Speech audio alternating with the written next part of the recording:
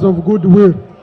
There was uproar on the floor of Parliament last week as members of Parliament showed their displeasure over plans to have coffee and tea farmers access seedlings through savings and credit cooperative organizations, SACCOs. The element of quality control will be challenging the parish SACCOs. If you prepare an accountant to handle cash and documents, then you bring physical assets. How will the accountant reconcile and keep those on? So my issue is about, one, they did not prepare those SACCOs to handle some of those issues.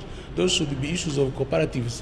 Understandably, government opted for the initiative to cut down on the accumulated amounts owed to operators of nursery beds.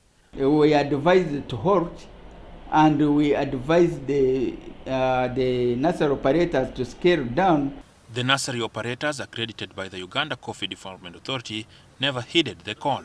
There remained hope by the nursery operators that can the whole government really stop buying from us.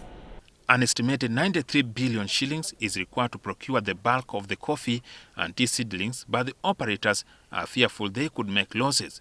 The last-minute decision to procure the seedlings now puts taxpayers at a risk of losing out as farmers run out of time to plant. To take the cameraman to take a photo on your farm, and then they count, and then you submit that on, and by the time they finish all, the rain is going to wait for us, meaning that they are going to supply these seedlings when it is a dry season. Coffee requires a lot of rainfall, a lot of water in the soils. Because these are clonal cuttings, they do not have the original roots. So if they do not get a lot of water in the soils, they might wither very fast.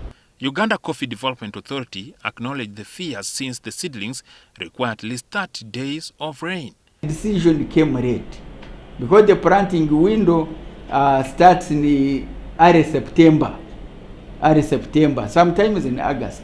That's why we have a window from September to November.